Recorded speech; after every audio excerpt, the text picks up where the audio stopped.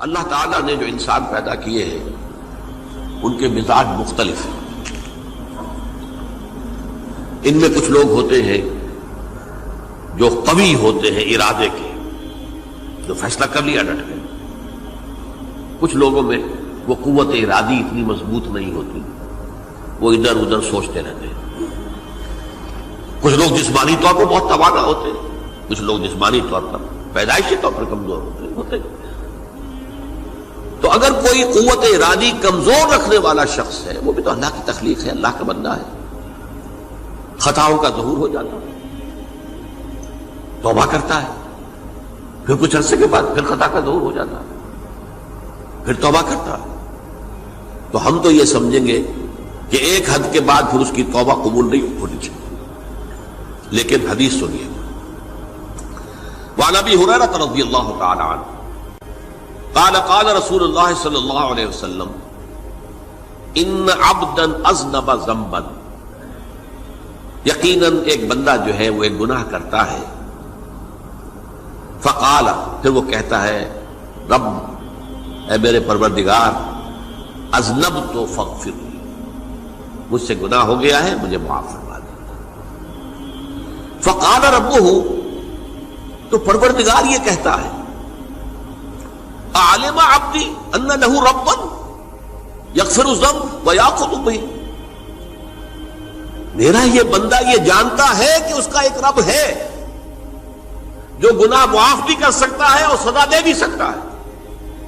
کیا معنی ہوئے؟ گناہ اس نے کیا ہے لیکن جانتا ہے اللہ کو کہ وہ معاف بھی فرما سکتا ہے، تبھی تو وہ اللہ سے معافی کی درخواست کر رہا ہے. اس کے اس جاننے کی بنیاد پر، اس کے اس علم کی بنیاد پر، اس کے اس ایمان کی بنیاد پر فرمایا غفرت لعبدی، میں نے اپنے بندے کو معاف کر دیا. ثم مکث ما شاء اللہ، پھر وقت گزرا جتنا کہ اللہ نے چاہا. ثم اذنب ذنبا، پھر اس سے گناہ ہو گیا.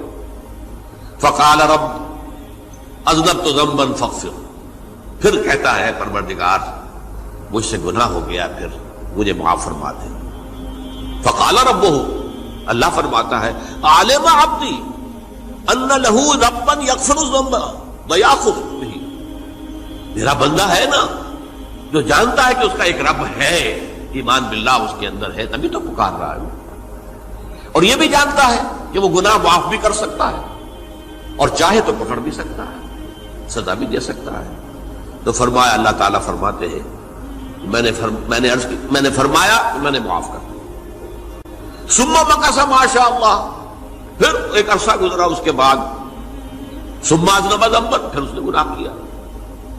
قال رب اذنبت ذنبا آخر، اس نے کہا پروردگار میں نے تو پھر ایک اور گناہ کر دیا، فاغفر لی، مجھے بخش دے.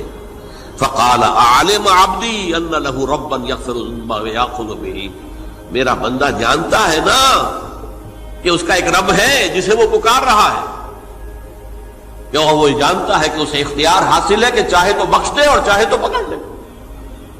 اس کے اس علم، اس ایمان کی بنیاد پر میں نے اسے معاف کر دیا.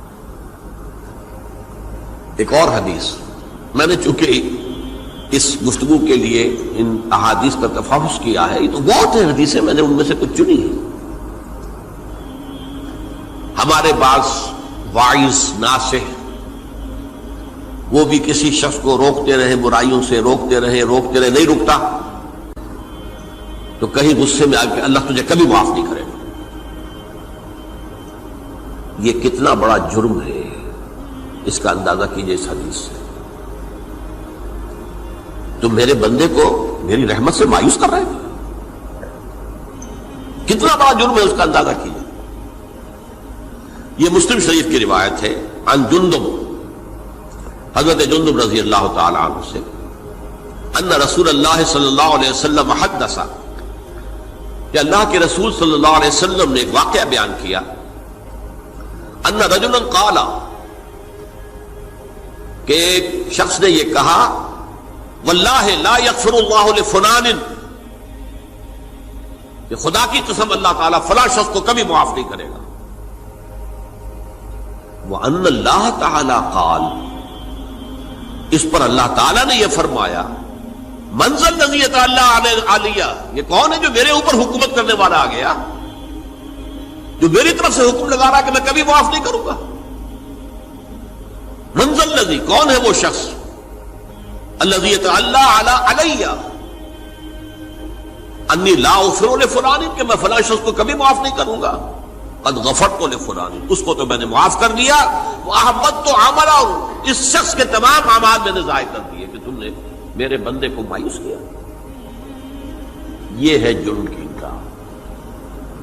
تو توبہ کی دعوت دیتے رہو، توبہ کے لیے لوگوں کو آمادہ کرتے رہو، توبہ جو ہے اس کے لیے ترغیب دیتے رہو، اللہ تعالیٰ معاف فرمانے والا۔ اب آخری حدیث سنا رہا ہوں، یہ تو بہت ہی عجیب حدیث ہے اور متفق علیہ، یہ بخاری اور مسلم دونوں میں۔ حضرت ابو سعید الخدری رضی اللہ تعالی عنہ جو ہے وہ اس کے راوی ہیں۔ حضور نے فرمایا کانا فی من کانا قبلکم رجل قتل 99 نفسا، تم سے پہلے جو امت تھی بنی اسرائیل، گویا کہ ان کا ذکر ہے، اس میں ایک آدمی ایسا تھا جس نے 99 قتل کیے تھے۔ اب آپ اندازہ کیجئے کتنا بڑا گناہ کبیرہ ہے قتل۔ قرآن مجید میں آتا ہے وَكَأَنَّمَا قَتَلَ النَّاسَ جَمِيعًا، اگر ایک انسان کو بھی ناحق قتل کر دیا گیا تو یہ ایسی ہے گویا کہ اس نے پوری نوع انسانی کو قتل کر دیا، اس نے 99 قتل کیے۔ فَهَلْ لَهُ مِن تَوْبَةٍ، پھر اس کے بعد یہ ہوا کہ اس کے اندر توبہ کا جذبہ پیدا ہوا۔ فَسَأَلَ عَنْ أَعْلَمِ أَهْلِ الْأَرْضِ، تو اس نے پھر سوال کیا، لوگوں سے پوچھا کہ زمین میں رہنے والوں میں کون سب سے بڑا عالم ہے؟ فَدُلَّ عَلَى رَاهِبٍ، تو اسے بتایا گیا فلاں راہب فلاں جگہ پر ہے، وہ بہت نیک ہے، بڑا عالم ہے۔ فَأَتَاهُ، وہ اس کے پاس آیا، فَقَالَ أَنَّهُ قَتَلَ 99 نَفْسًا فَهَلْ لَهُ مِن تَوْبَةٍ، انہوں نے کہا دیکھیے راہب صاحب، میں نے 99 انسان قتل کیے، اب مجھے یہ بتائیے کہ میرے لیے توبہ کا کوئی امکان ہے؟ فقال لا، انہوں نے کہا نہیں۔ فقتلہ، اس نے اس کو بھی قتل کر دیا۔ فکمل بہ 100، اپنی سینچری مکمل کر لی، مطلب 99 کے بعد ایک کی کسر تھی، اس کو بھی قتل کیا، 100 پورے کر لیا۔ ثم سأل عن عالم اہل الارض، پھر اس نے پوچھا کوئی اور، کوئی بڑے عالم انسان ہو۔ فدل علی رجل عالم، پھر اس کی رہنمائی کی گئی ایک بڑے عالم شخص کی طرف۔ فقال انه قتل 100 نفس، تو اس نے وہاں جا کر کہا کہ میں 100 انسان ہلاک کر چکا ہوں، قتل کر چکا ہوں۔ فهل له من توبہ، میرے لیے توبہ کا کوئی امکان ہے؟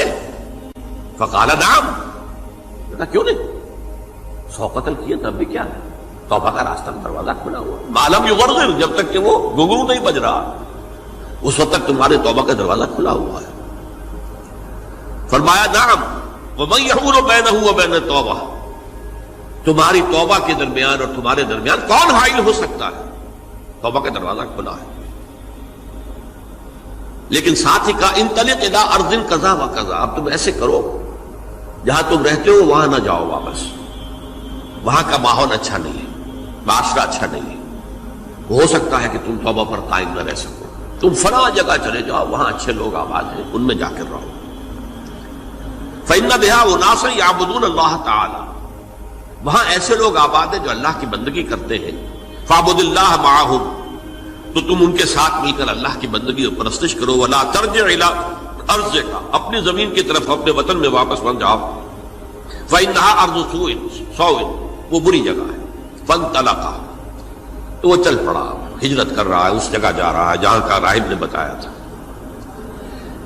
حتی اذا نصف الطریق، جب آدھا راستہ اس نے پورا کر لیا، اتاہ الموت، موت آ گئی۔ فاختصمت فیہ ملائکۃ الرحمت و ملائکۃ العذاب، اب وہ جہنم کے فرشتے بھی آ گئے اس کی جان قبض کرنے کو، اور جنت کے بھی آ گئے۔ فقالت ملائکۃ الرحمہ، رحمت والے جو فرشتے ہیں جنت والے، انہوں نے کہا جا تائبا مقبلا بقلبہ اللہ تعالی، یہ شخص توبہ کر کے اللہ تعالیٰ کی طرف ہجرت کر رہا تھا، اس لیے اس کی نیت کی بنیاد پر اب یہ جنتی ہے، لہذا اس کی روح ہم قبض کریں۔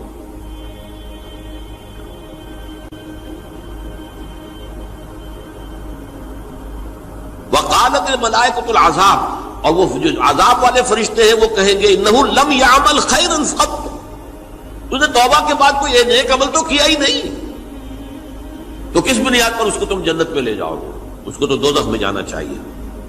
فاتاہ ملک فی صورت آدمی، تو ان کے پاس اللہ نے ایک اور فرشتے کو بھیج دیا آدمی انسانی شکل کے اندر، فجعلوہ بینہم، ان فرشتوں نے کہا بھائی ہمارا فیصلہ کرا دو، اس کی روح ہم لینا چاہتے ہیں یا ہم لینا چاہتے ہیں، انہیں حکم بنا دیا۔ فقال قیسوا ما بین الارضین فإلی ایتہما کان اقرب، کہ تم فاصلہ ناپ لو جہاں سے وہ چلا ہے اور جہاں جا رہا تھا اور یہاں اس کی موت ہو رہی ہے، تو کون سا فاصلہ زیادہ ہے؟ جب ناپا گیا، بلکہ ایک حدیث میں آتا ہے کہ اس پر اللہ نے زمین کو جو ہے حکم دے دیا، ایک طرف والی زمین تو سکڑ جا، دوسری والی جو ہے تو پھیل جا، تاکہ وہ جو جدھر جو جا رہا تھا وہ زیادہ قریب ہو جائے بنسبت اس کے کہ جہاں سے وہ چلا تھا۔ تو اس فیصلے پر پھر جو فرشتے تھے جو کہ رحمت کے فرشتے تھے وہ اس بندے کو لے گئے جنت کے اندر۔ رب رب کر دے بڈھے ہو گئے اتے ملا پنڈت سارے، رب دا کھوج کھرا نہ لبا